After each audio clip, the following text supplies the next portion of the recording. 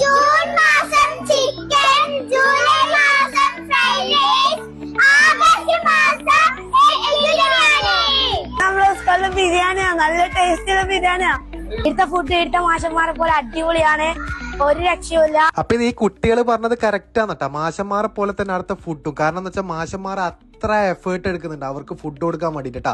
അപ്പൊ ഈ സ്കൂളിനെ പോലെ കേരളത്തിലല്ല ഇന്ത്യയിൽ തന്നെ ഇതുപോലൊരു സ്കൂളും ഇതുപോലൊരു ഫുഡും വേറെ ഇല്ലാന്ന് തന്നെ പറയാട്ടാ. നിങ്ങൾ വിചാരിക്കുന്നുണ്ടോ ഇതേടപ്പ ഈ സ്കൂള് കേരളത്തിൽ തന്നെ? അപ്പൊ കേരളത്തിൽ തന്നെ കാസർഗോഡ് ജില്ലയിലെ തൃക്കരിപ്പൂർ കൈക്കോട്ടടവാട്ടെ ഈ സ്കൂൾ വരുന്നത്. പഠിക്കുന്നുണ്ടെങ്കിൽ ഇതുപോലൊരു സ്കൂളിൽ പഠിക്കാൻ ആരും ആഗ്രഹിച്ചു. കാരണം എന്താ വെച്ചാൽ അത്രയും വെറൈറ്റി ഫുഡ് ഓരോ ദിവസം കൊടുക്കുന്നുണ്ടെങ്കിൽ അവിടുത്തെ മാഷന്മാരും പി ടിയും അത്ര എഫേർട്ട് എടുക്കുന്നുണ്ട്. അവർക്കൊരു സല്യൂട്ട് തന്നെ നമുക്ക് കൊടുത്തിട്ടാ. ഫുഡ് മാത്രമല്ല കേട്ടോ, അടുത്ത കുട്ടികളെ ഡിസിപ്ലിൻ കണ്ടിട്ട് തന്നെ നമ്മൾ നെട്ടീന്. കാരണം എന്ന് വെച്ചാൽ അടുത്ത അധ്യാപകർ ന്യൂജൻ അധ്യാപകരാണ്. അവരെ കുറിച്ച് പറയാനില്ലേ നമുക്ക് വാക്കില്ല.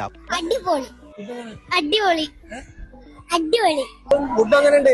അടിപൊളി അടിപൊളി ഫുഡിനെ കുറിച്ച് അടിപൊളി, സൂപ്പർ. കാലം മാറുമ്പോ കാലത്തിനൊപ്പം മാറില്ല, ഇത് കാലത്തിനേക്കാൾ വേഗതയിൽ മാറിയതാണ്. കാരണം എന്താ വെച്ചാൽ ഈ നെയ്ച്ചോറ് നമ്മൾ കഴിച്ചാൽ നമുക്കത് ഈ പഠിക്കുമ്പോൾ ഇങ്ങനത്തെ ഫുഡ് ഇല്ല. കഞ്ഞിയും പേരും മാത്രമേ ലക്ഷറി ഫുഡ് കൊടുക്കുന്ന പിള്ളേരുണ്ട്.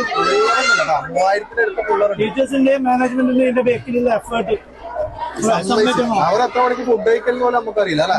എന്റെ അഭിപ്രായം നാക്കില്ല. മൊത്തത്തിൽ ആ ഒരു നൊസ്റ്റാൾജി നമുക്ക് വീണ്ടും തിരിച്ചിട്ടാണ് അല്ലേ. ഫുഡ് എങ്ങനെ